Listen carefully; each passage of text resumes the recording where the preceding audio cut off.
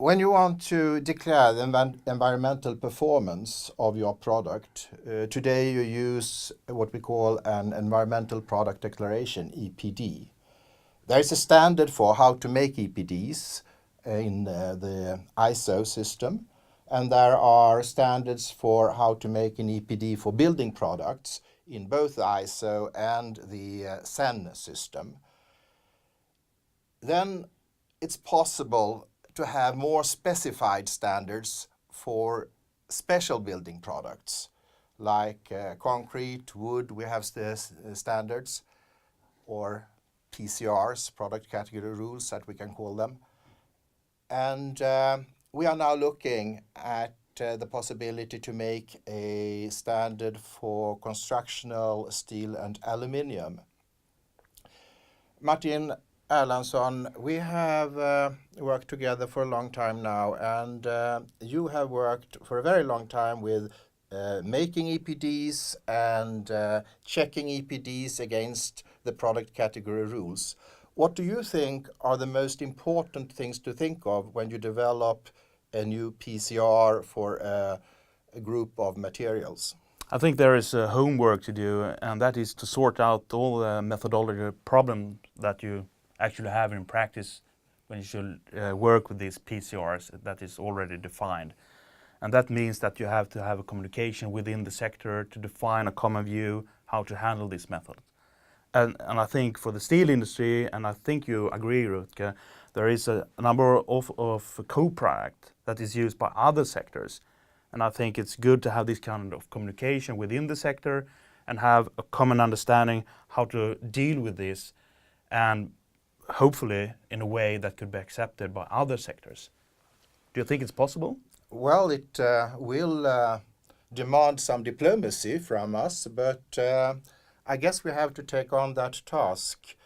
As an evaluator or as a developer of PCRs or EPDs, what do you think are what really merits this kind of special PCR, sectors PCR?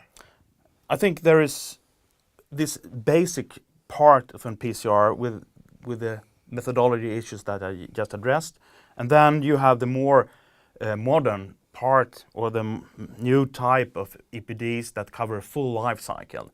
And that means that we have need to have information how to deal with the service life, how to deal with the end of life, and that has also to be part of this PCR work. In this preparation, we've talked a lot with people around Europe with steel and aluminium, and we have here a message from Nick Avery, who is a specialist on LCA and EPDs at Eurofair. So let's look at what Nick has to say about this. Hello, my name's Nicholas Avery from the European Steel Association, Eurofair, and I would like to talk about why develop a metals CPR standard. Currently, there is no standard for metals that can act as a complementary PCR under EN 15804.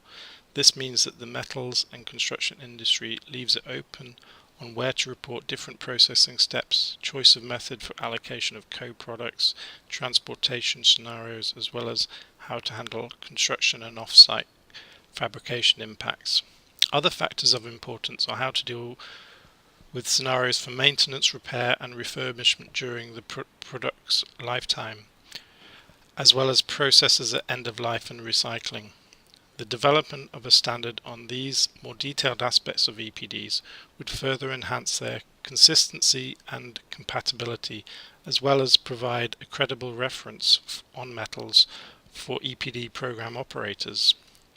Another reason to act now is that an amendment will be made to EN 15804 during 2018 to 2019 to address additional impacts like human toxicity and ecotoxicity, as well as making significant changes on reporting of end-of-life recycling.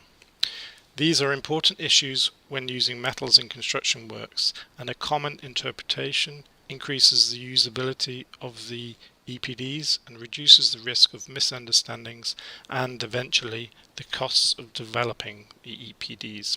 In my opinion, the metals industry should be at the forefront of providing its own insights and guidance on the application of these new developments in future EPDs.